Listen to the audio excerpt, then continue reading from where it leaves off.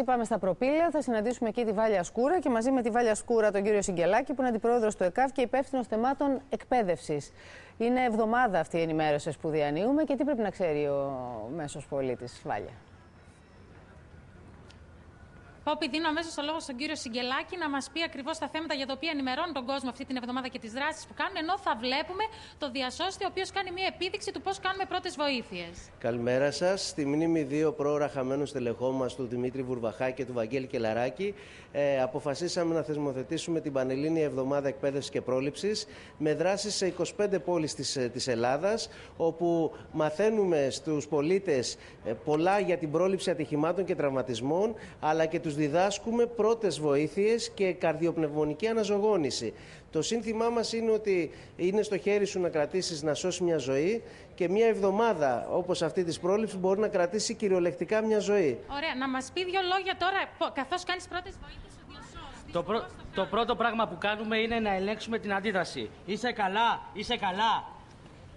Βοήθεια, βοήθεια. Ελευθερώνουμε τον αεραγωγό, βλέπω, ακούω, αισθάνομαι για 10 δευτερόλεπτα. Βλέπω, αν εκτίθεται ο θώρακας, ακούω την εκπνοή και αισθάνομαι το χνότο.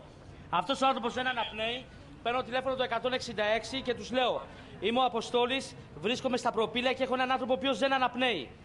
Αυτό είναι το τηλέφωνο μου, θέλετε κάτι άλλο? Όχι, και αυτόματα ξεκινάμε 30 συμπιέσεις στη μεσότητα του στέρνου για να στείλουμε αίμα στον ανθρώπινο εγκέφαλο, που είναι το πιο ευαίσθητο όργανο του ανθρώπινου οργανισμού. Και μετά κάνουμε 2 εμφυσίσεις προκειμένου να στείλουμε οξυγόνο στον εγκέφαλο. Από εκεί και πέρα, αν συχαινόμαστε να δώσουμε αυτές τις εμφυσίσεις, μπορούμε να κάνουμε μόνο συμπιέσεις. Είναι πολύ σημαντικό να κρατήσουμε τη ζωή ενός ανθρώπου στα χέρια μας, την καρδιά ενός ανθρώπου στα χέρια μας.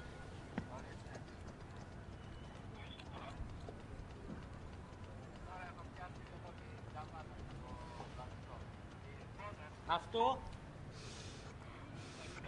το κάνουμε μέχρι να έρθει το 166, μέχρι να ανανύψει ή μέχρι να κουραστούμε. Μάλιστα. Είναι κάτι πολύ απλό και σίγουρα θα σώσουμε μια ζωή. Να σας ευχαριστήσουμε πολύ. Ήταν οι βασικές οδηγίες αυτές που είδαμε για να δώσουμε τις πρώτες βοήθειες, να κάνουμε τα απαραίτητα δηλαδή, και θα ξαναβρεθούμε κοντά σας τις επόμενες ημέρες για να μάθουμε περισσότερα.